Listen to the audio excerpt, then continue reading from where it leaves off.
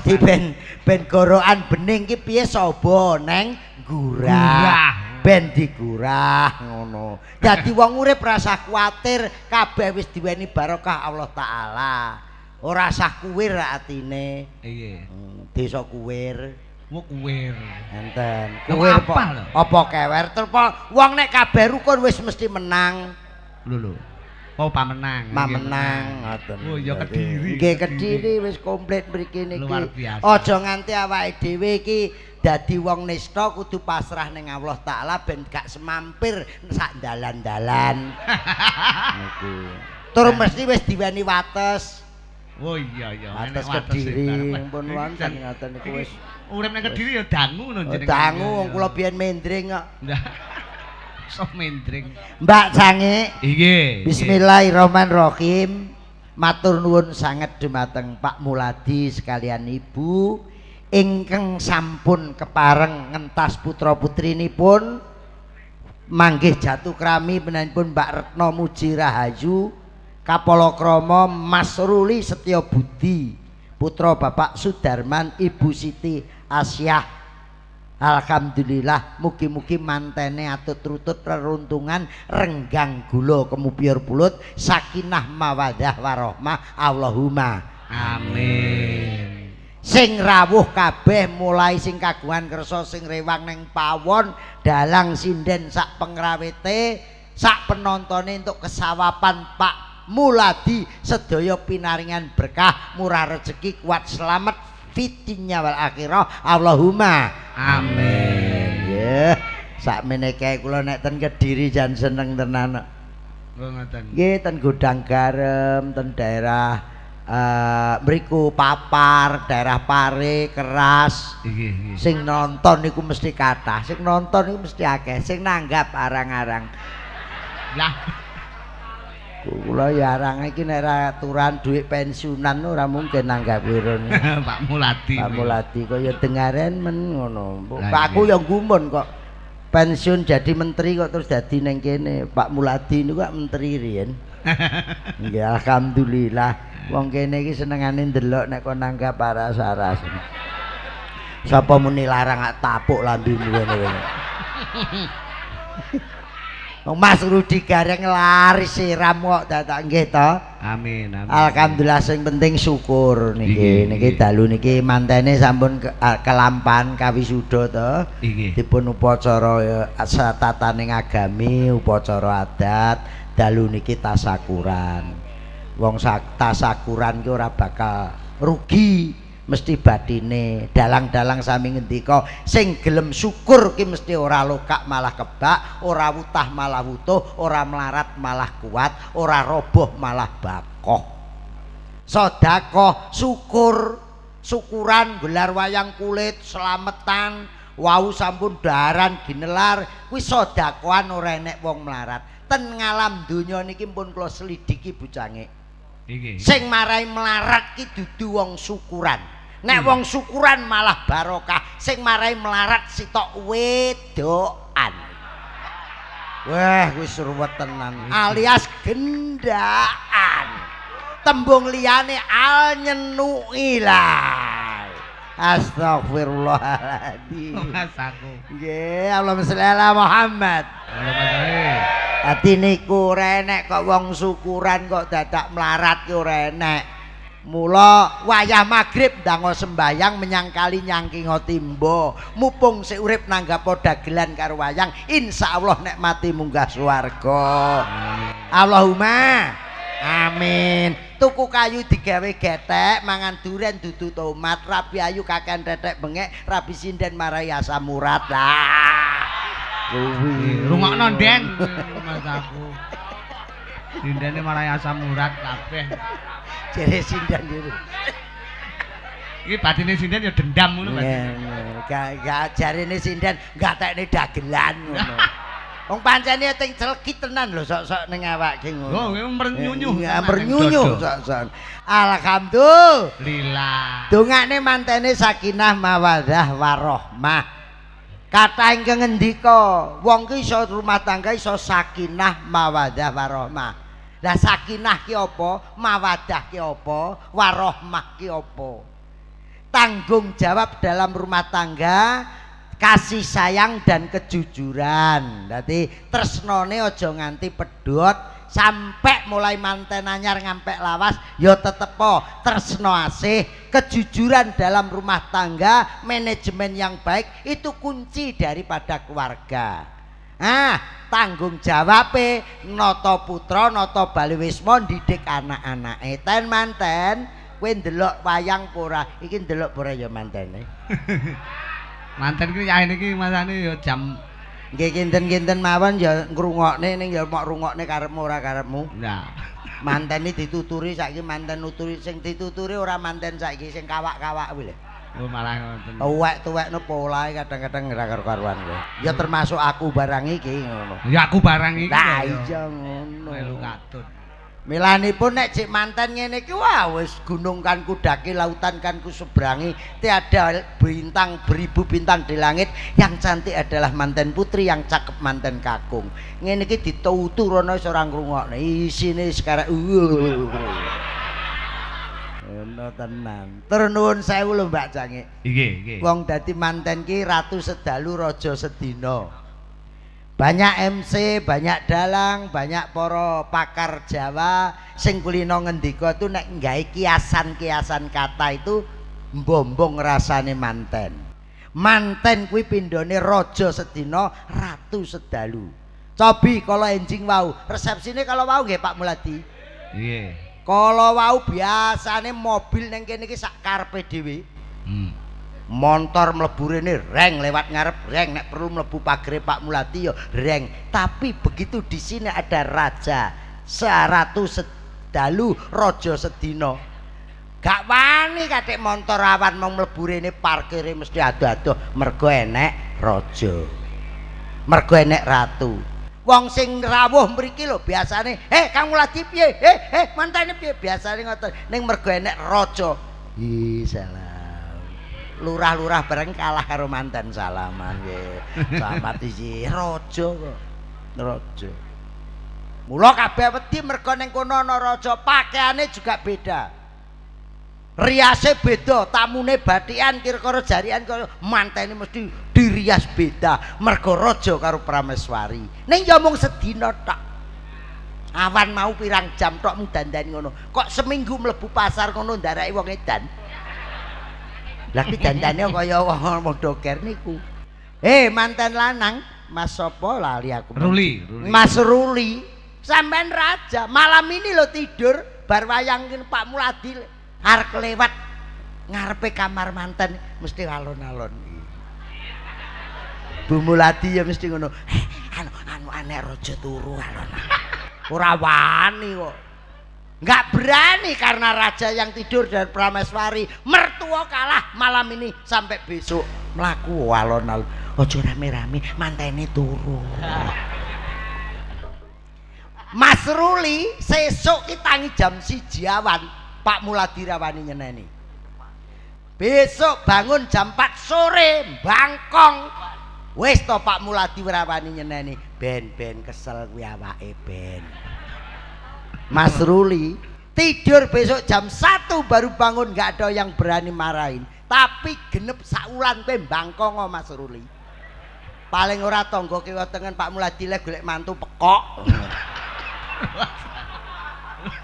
golek mantu kleru bondogrok kae turu ae besok bangun pagi begitu manten putri nggak nyiapke kunjukan ibuke mesti ngelekke Nduk bojomu nang gaweke kopi sarapane piye le dihormati kaya ngono tapi genep 2 tahun kowe bendina kon nyepaki maratuwa aja takon dosa kowe Ruli ngono mantu pekok gablak kira gelem jumuk dhewe ngono kowe Astagfirullahaladzim. Artinya semuanya yang hadir mendoakan Anda berdua supaya rumah tangganya selalu rukun-rukun.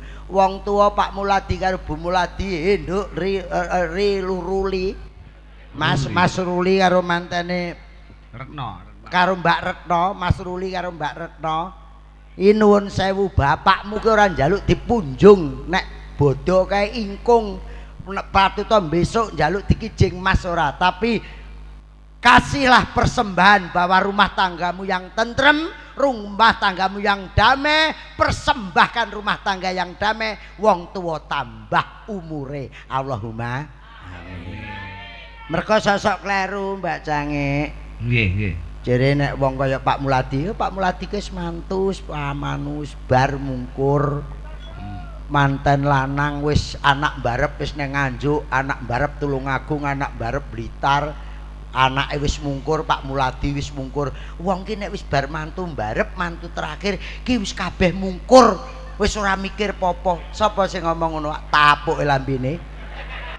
Wong tuwek enggak enek rampunge, sampean besok ya ngono.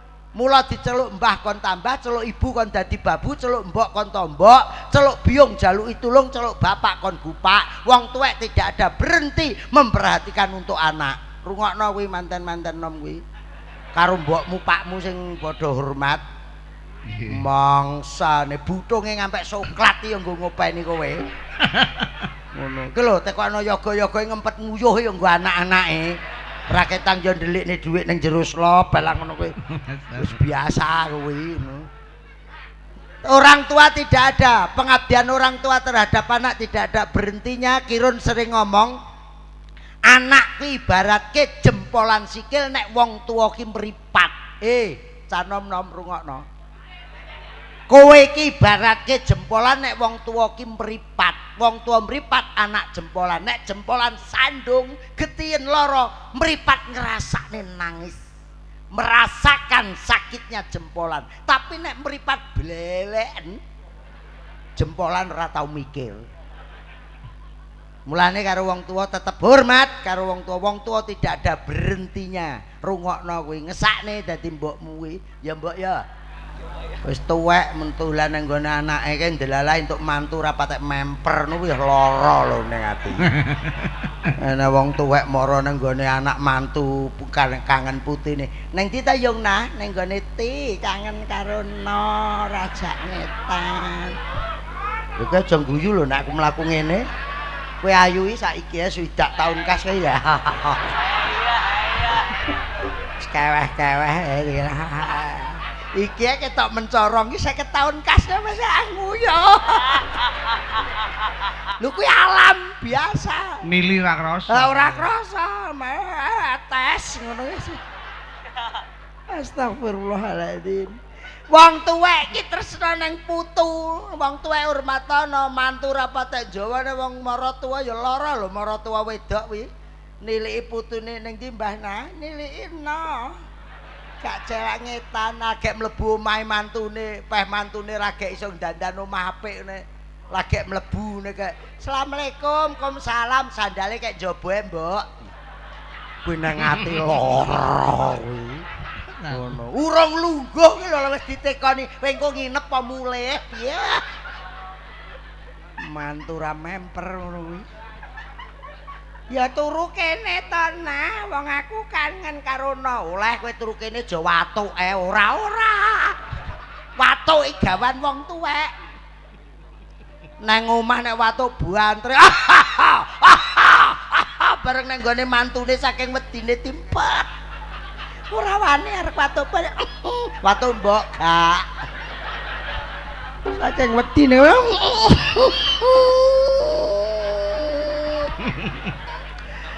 Mbedok wedi karo mantu.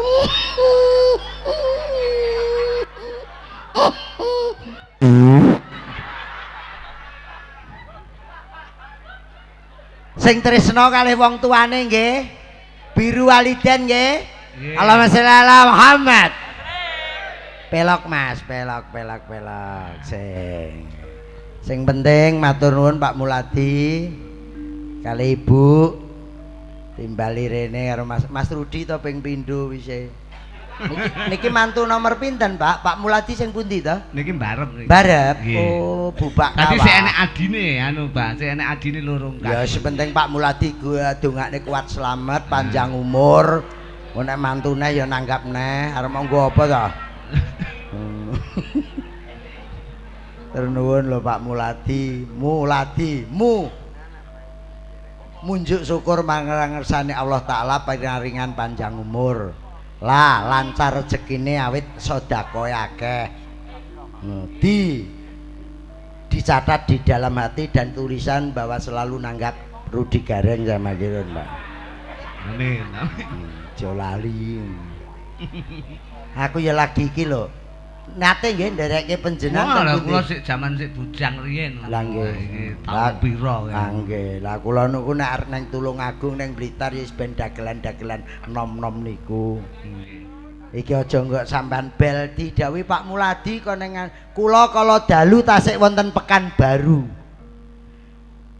Dados saking Madiun, Surabaya, Blora terus dek dalu pekan telung dina kula ten Riau wau jam 09.00 mudhun Surabaya terus bubuk ten Kediri terus dalu niki mriki sesuk Madiun.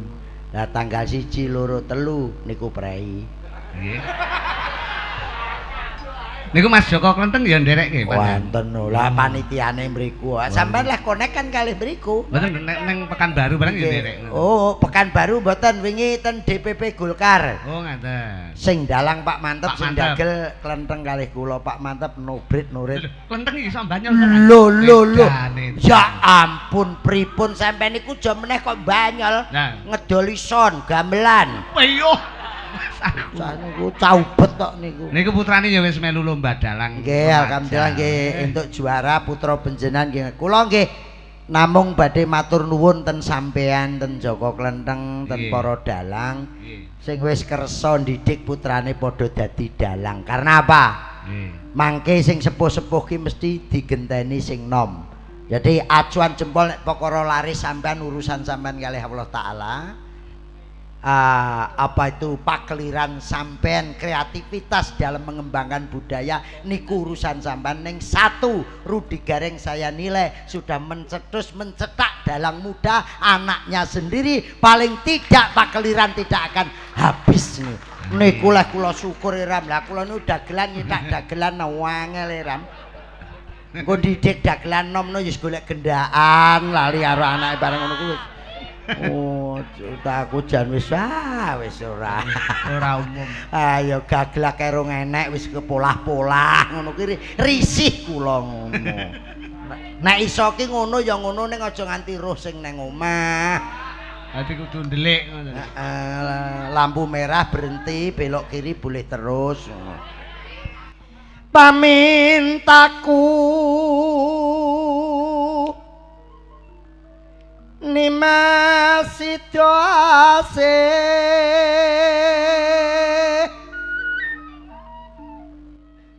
hatut runtut tansah raruntungan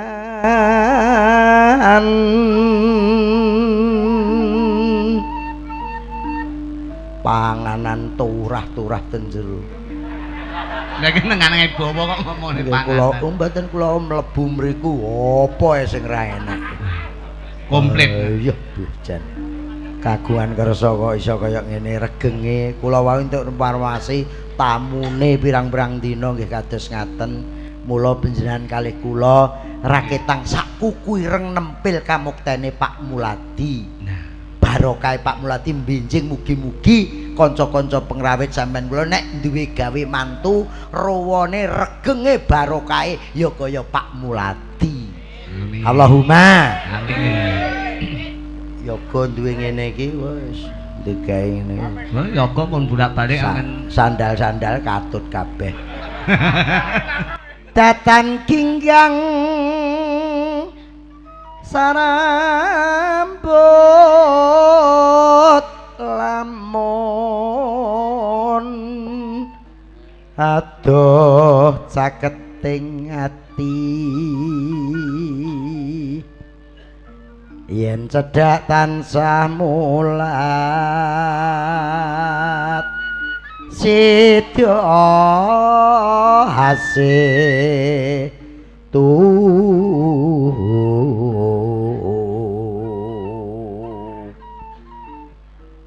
pindha mimi lan mintuna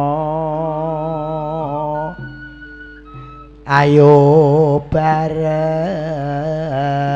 Nimas ana tepi wajib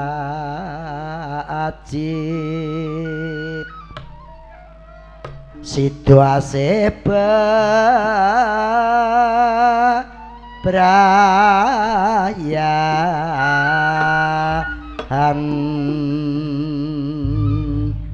wis suwe ora tau jamu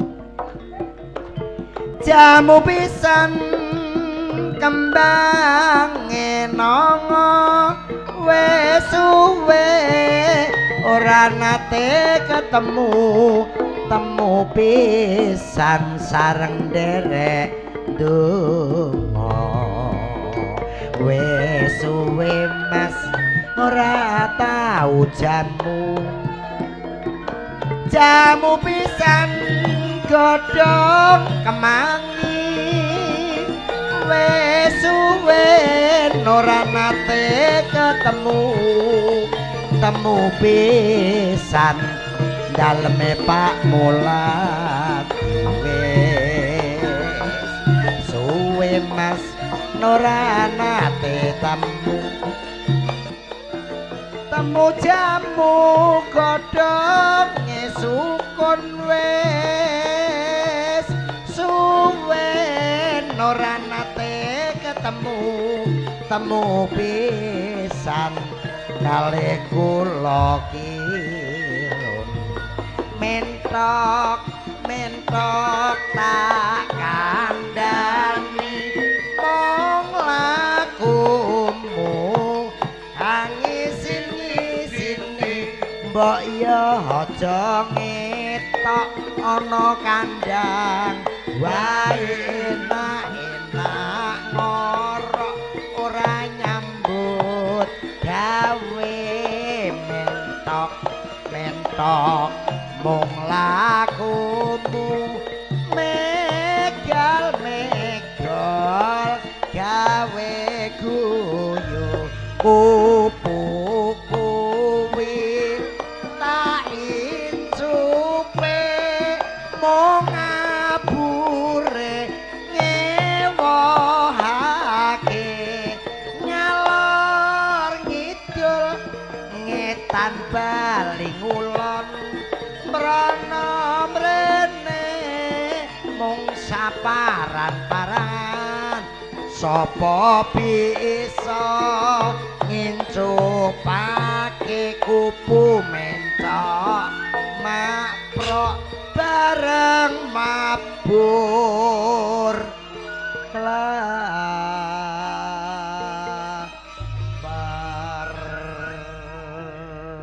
alhamdulillah Mbak Cangi iki kula enjing wau mampir Ludruk RRI Surabaya iki pas rekaman wonten RRI Surabaya. Lah niki kanca-kanca Ludruk nderek mriki badhe ngaturaken persembahan Remong Gaya Putri. Astu niki enten kanca Ludruk ingkang badhe nderek nyumbang Remong Gaya Putri. Oh niki diunggahke ngoten. Nggih niki kula teluke. Oh, iya Mas, slendromu Mas. Nuwun sewu Malik Sarung. Sandiwara Ludruk Rudi Gareng CS Tung Tak Tong.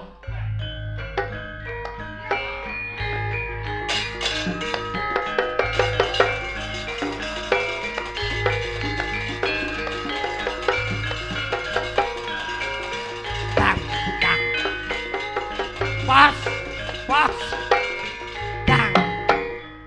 Nah, mandek. Ketara ora tau nggambeli ludruk. Malam ini pentas di rumah Bapak Muladi Tung Tak Tong.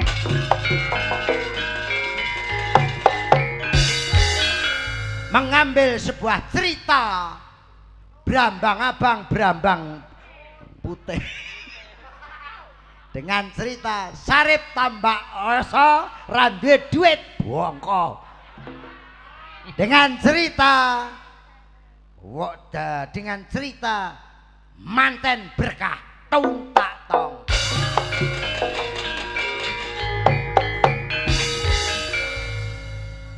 Selamat mamel. Selamat malam Leru. Selamat mamel. Para hadirin sekalian bersama Kiru di Gareng dan krunya semuanya malam ini mempersembahkan tari Remo Gaya Putri yang dibawakan oleh Ning Sandirini. Wah. Iya, Iki. mangga. Ayo. Yo. Buka bonang. Neng neng nong nong neng neng nong. Pangkur Surabaya. Neng neng nong nong.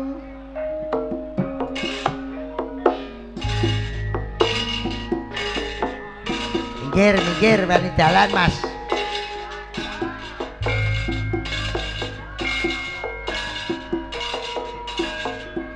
Lah dandan nang kandang.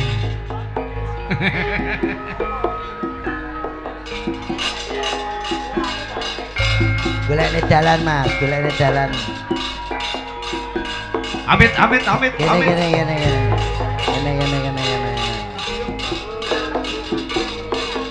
Gini mas.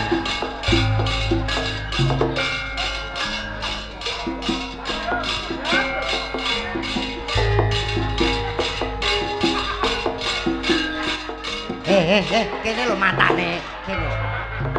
Iso kono karo dhewe. Ngomong sama. Alah.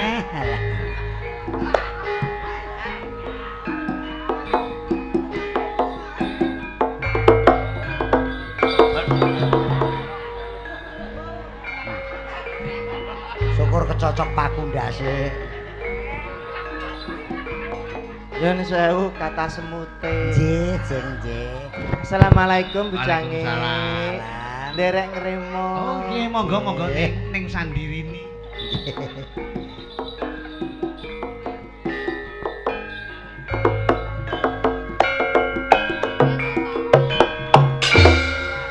Ya dalah.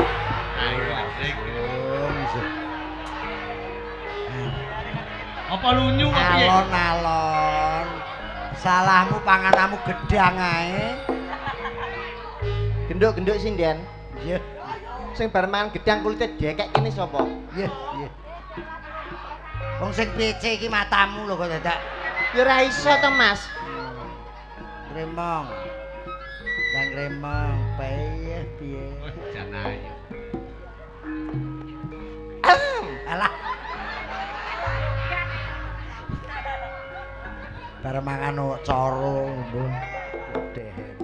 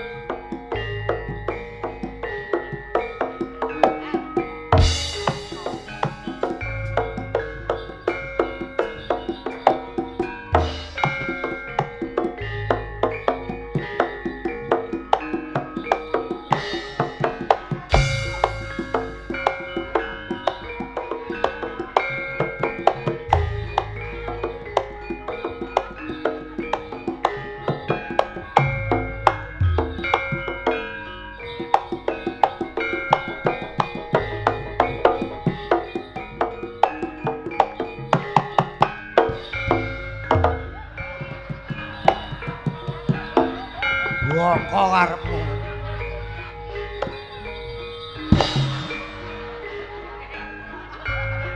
Wong kram lho kok ya ngremo, kena asam urat du kaya ngono kok ngremo.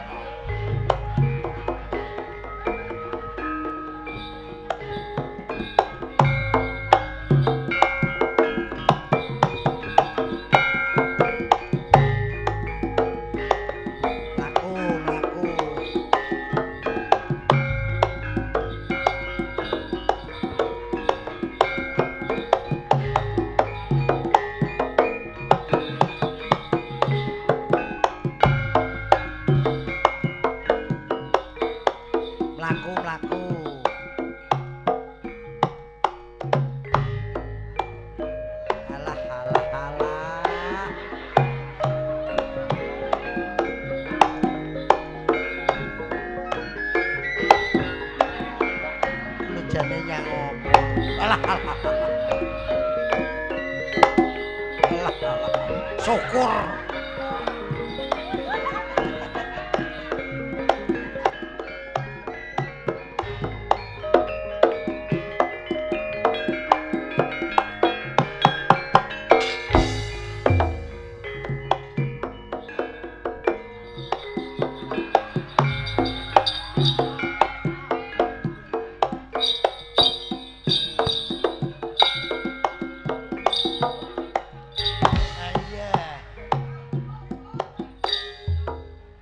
Hitung. Hei, wedok cangkeme bau. Malah bau. Ah, gila.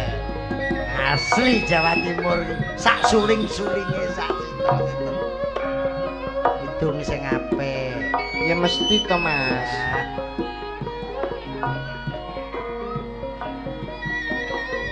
Wong remong kaya dondong.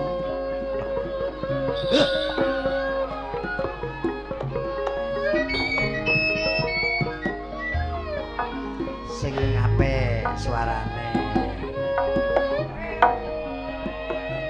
Iya.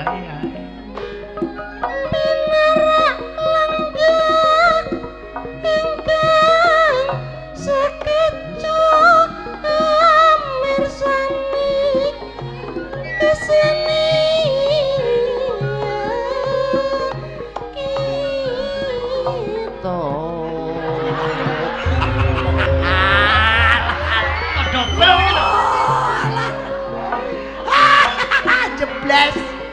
Gorokane mrucut. Semelotruk Jawa Timur asli mijil saking kutha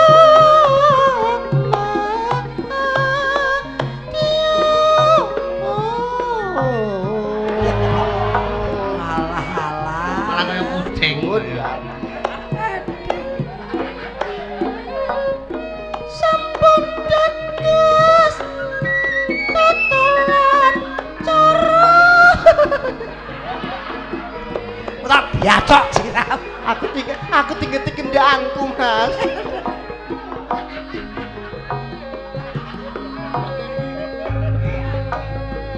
Ya.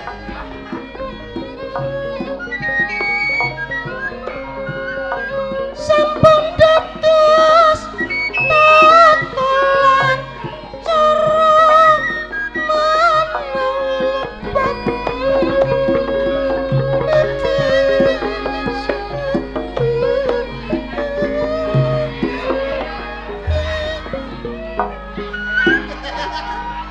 banget rasane ati. Meteng nom ya budal. Oh, suarane lho cilik kok terus jebles. Wis adus porong bocah ini. Tuan kan uwek nang guri gak ndang dadi nyapa. Sinden-sinden wis dadi kok ora ndang dadi. Bingung, Mas. Bingung apa? Oleh ndelikno lho piye. Aku mau adus, begitu bar metu saka jeding ngaosi kaca tak delok saka dhuwurku seneng atiku, Mas. Bareng saya mengisar saya nelongso. Ya apa? Kok kegandolan linggis. Kowe po gembol akik. Akik loro wis burisen kabeh. Kok iso nangis ku lho kowe mikir apa? Luwe. Luwe bathukmu jajanan rong kerdus kok entekne kok luwe. Sing kebangetan lak Kang Mas Sanusi niku to. Eh, Kang Mas Sanusi niku rakanipun Mas Muladi. iya nyapa. Ngerti wong luwe kok sedih-sedihani jeruk karo duku lho. Apa ora perih weteng lho. Tenan ngerti ngono ora tak paringi mau. Iya. Mas tepangan karo dalange. Nyun sewu, Nggih. jange. Asmanipun sinten nika kalau mau? Nami kula Sandirini. Sandirini. Niki bapake wis mati nyusup ten niki. Oh ngeten. Niki anak Sandirana terus niki dadi Sandirini. Oh niki karo Hengki nika? Oh, mak ni mase. Oh masih. Hengki niku adike, Adike. niki Loh. mase. Mau nate ndagel teng mriki to? Dalem. Hengki mau nate nderek jenengan. Lho Hengki ya tahu lho Mas. Loh kok lancang.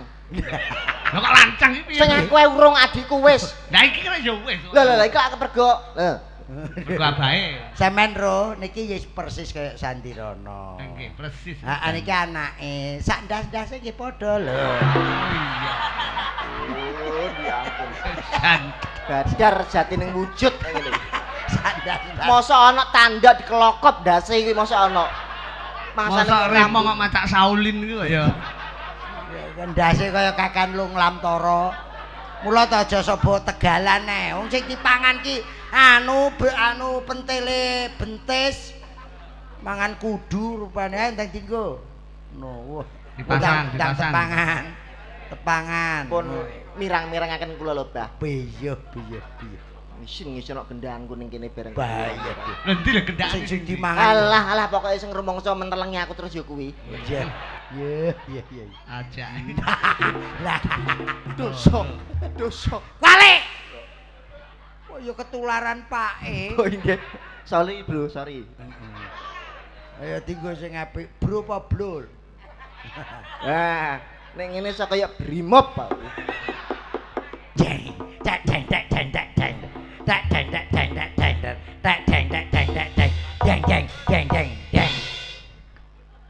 Saya adalah komandan klepon. Alah, komandan klepon. Nah, semua pasukan. Loh. Sing bener Dhewe ya yo keliru. Leton koyo Omah gawe. Budek ora kupinge. aku galak kok ngono kuwi. Biasane sepelane ra ngono kuwi lho. Ya ben ta sak karepku kok. Sepelan ngono ya mati ya kok. Semua pasukan masuk dalam barisan. Lah bener kuwi. Lah iya bener to. Basiran banyolane. Ngono kono ndang tepangan. Ngono bae. Wah. Bocah kok. Ning ngene kaya Puntadewa. Unta dewa kaos kakian iku ya. Lah Puntadewa kena lepra. Pokoke kok wong rumangsaku kok kremo apik-apik kok tak yak-yakan kaya ngono ku lho. Nyun sewu niki bocange. Lah iya, anakku do tangi kabeh iki lho. Tangi pengen ro alang ujure. Nggih pancen kula wau turu teng mriku kula cewet toti ya. Oh lah iki. Lah turu ngorok barengan iku. Larase pelok slindro. Kan nyanyi musik Nyanyi Mas. juga bisa, nyanyi juga. Lho bisa. pripun? Sampeyan ngenyek. Nggih. Lah niki lak murid kula sedaya. Lho. Sinden iki. Lah jenengan tangkleti setunggal. Lah nek ngono kowe pinter no kowe duwe murid sakmene kae. Lho, ya goblok to, Mas. Lah kok goblok? Lah disepi kene kabeh lho. Disedot iki ta. Nah, Rupamu batang nyuwun ngersakaken lagu menapa ingkang klasik napa rekreasi. Kreasi, rekreasi iki lho. Kreasi kok rekreasi. Kreasi. Oh, mboten damel re to. Ora. Monggo nyobi menapa. Niki Nah, pengen pakai- pokoke jebolan king Padepokan Seni Kirun. Nggih. Sampeyan titeni mawon, nek dagelan nom jogete ngono, berarti king kulon. Bocah kulon. Bangke, Padepokan Seni Kirun serampatno Mas. Ya. Nah, Ora ro. Asline jogete king Malang ngeten terus kula wehke dagelan-dagelan. Ayo Mas, serampatno Mas. Yuk.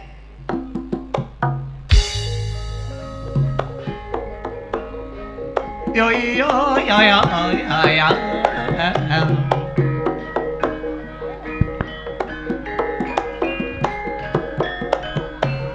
Gelungane kena embuk-embuk.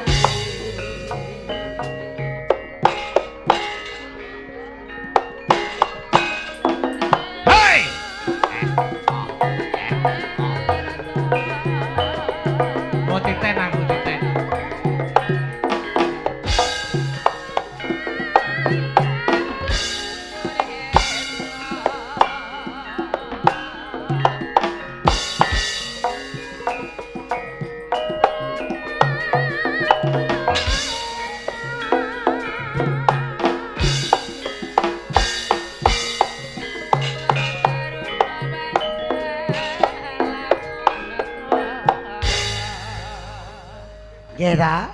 Wis titen aku. Pokoke nek dagelan jogete ngoten niku produk kokono. Ha nggih wong panjenengan sak orane wong panjenengan iki gudange kok. Ana produke ya sing beredar saiki iki lho. Alhamdulillah. Iki. Ayo nembang, tolong musikku Mas. Nah, alhamdulillahirabbil alamin. Kuwi permintaan tak rungokke mulai jejer ning kono sing nyuwun gending sak mono kae. Iki Ciri khas dari Heeh. Napa? sampeyan iso maca. Lah. Jenengan niku napa awakan kados ngaten iki paling gak lho. Lho, lah ya iso maca ora kok lho. Pundi kula wacane? Ngono, Cal. Iki. Genah suarane montor. Dot awak. Ayo mlayu, ayo mlayu. Ayo nonton, ayo nonton. Montor mlayu. Mandek goblok kok mlayu. Zaman aku sik cuwilik biyen niku.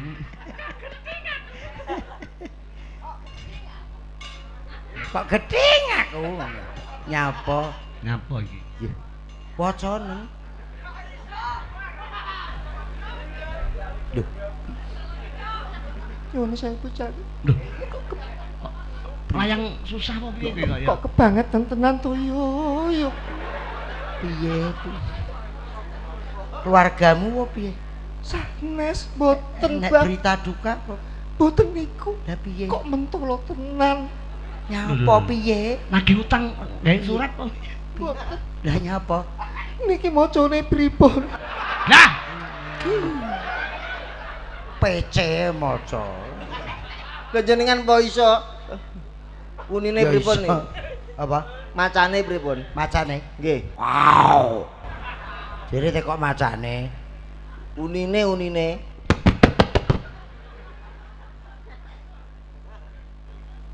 Tak macane. Tak wacane.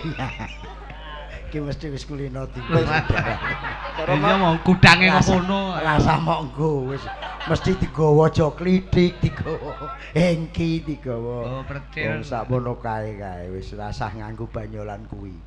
Lha iki suatu anu lho, suatu Nggih. PR tersendiri buat jenengan. Alhamdulillah. Selalu Kene gawe terus nyapa? nyang apa kuwi? Mi, kula wis kerah. Bokong kok iso mlorot kayak tumor. Bokong kok mengisor. Sing ra ngerti bokong, sing ra ngerti ndarahe kowe ngletong. Bokong kok mblorot. Sindan-sindan guyu masa kowe nglairne. Tumor kok. Alah paling yo ngene di anak loro kaya aku kabeh ngene lho kowe. Iso mek plotok-plotok. Ora usah diingeti, didemeki ae. Bokong kok isine kok semangka. Waluh. Kowe iki jane wong wedok apa? Ngono. Engko ora disenggol. Iki lho. Nyang apa? Masa aku dirogoh kok. Kuwi iki pengen mbuktekne no celenganmu iki lho entuk pira? Celengan apa? Arep dipecah karo kuwi kok dadak. Kok iso demek sumber. Maksudnya nek nyantike apa ora ngono lho. Heeh. Kiyetane pisan. Wong kok ngono e sakniki obyeke boyo pinggir toko Nganjuk. Iki? Kediri usahane niki. Nggih. Bakulake. Lah, bakulake. Nggih Karemaya virus. Wong kula wingi perkara akik mawon entek-entekan omah e. Lho, lah nyang apa? Wong pengen kula kan tumbas akik bacan niku. Heeh. Lah kok diparingi akik tundung ngarta. Lah terus Melarat tak lawase ra cekelan dhuwit blas e. Wong okake. Ayo nembang ben nembang lagu niku nembang Mas sik. anu Nang sik sak lagu sik. Monggo. Kula badhe nembang sing jumbahaken kaleganan sakniki Nah. bujane. cocok karo Teng jamane. TV-TV niku kan sekarang masih banyak program film-film India. Lho. Sebuah lagu mungkin sudah hit di India akan saya nyanyikan di sini dengan judul Nehi. Wah. Nehi. Musike piye kae kanca-kanca Nggih, Mas, nggih. Nggih.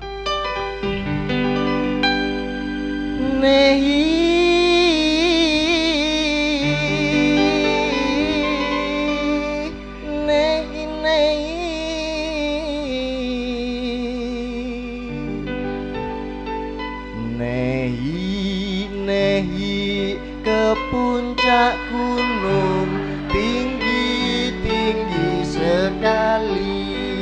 Iki Nehi. Kuwi naik-naik ya Mas kok ya. Iki pemangku bendina petuk iki naik-naik ya nyuk aku. Monyok ya ora apa-apa wong sadikmu adoh kok. Ngono sadikmu adoh. Nyanyi sing serius. Serius kok naik-naik ke puncak gunung. G Mas, G Mas. Wah, ge. Bolak-balik kok njaluk gandwas kok piye kok.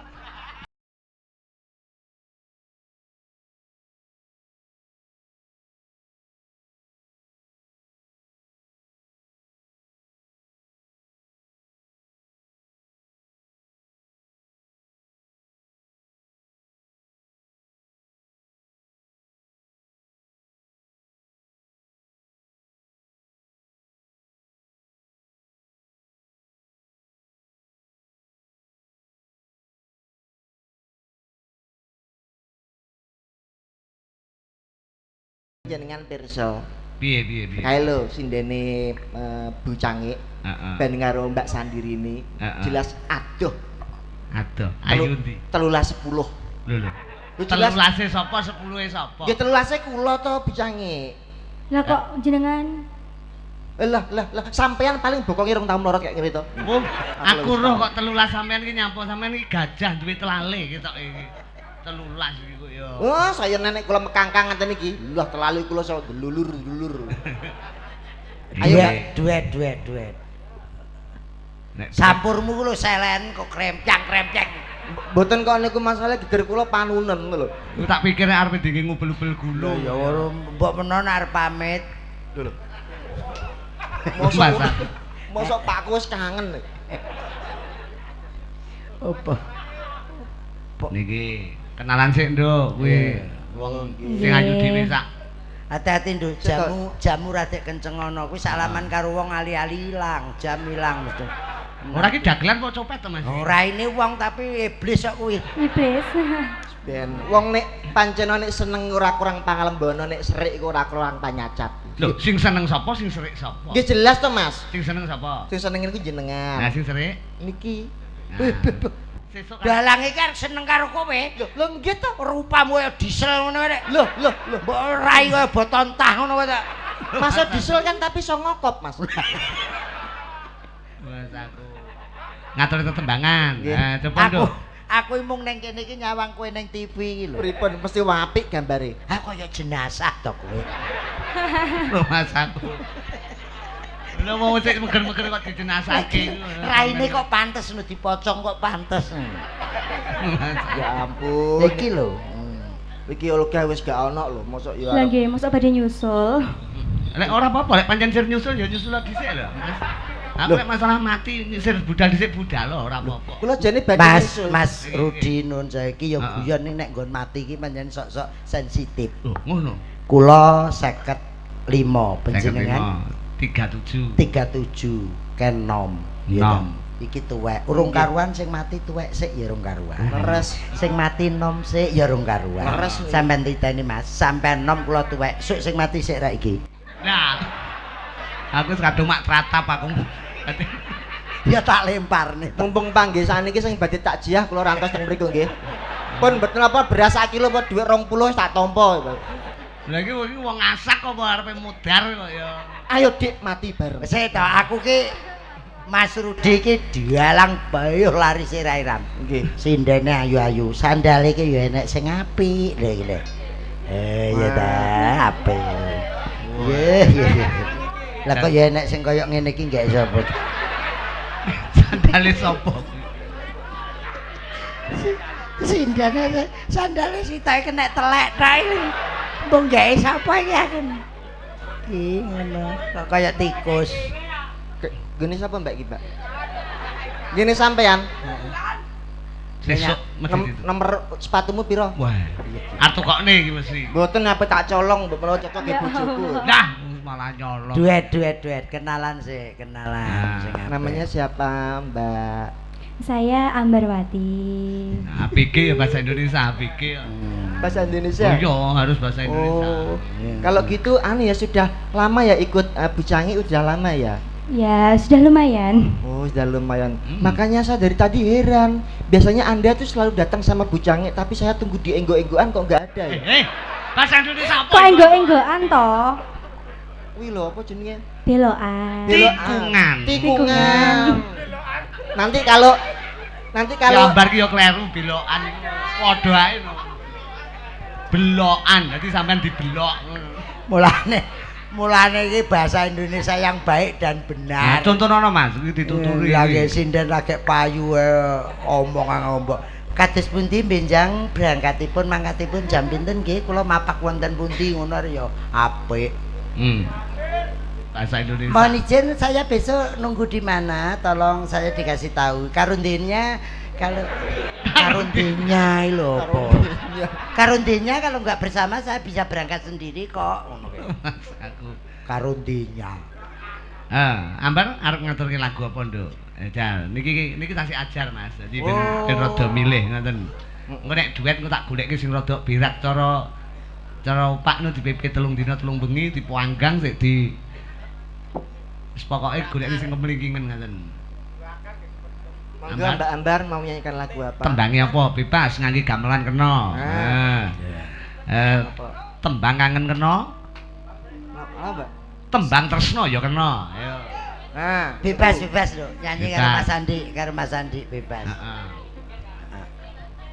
berselintutan. Napa duet kali Mas Andi niki? Nggih, berselintutan. Sayang, Oh, nggih. pancen sawahku.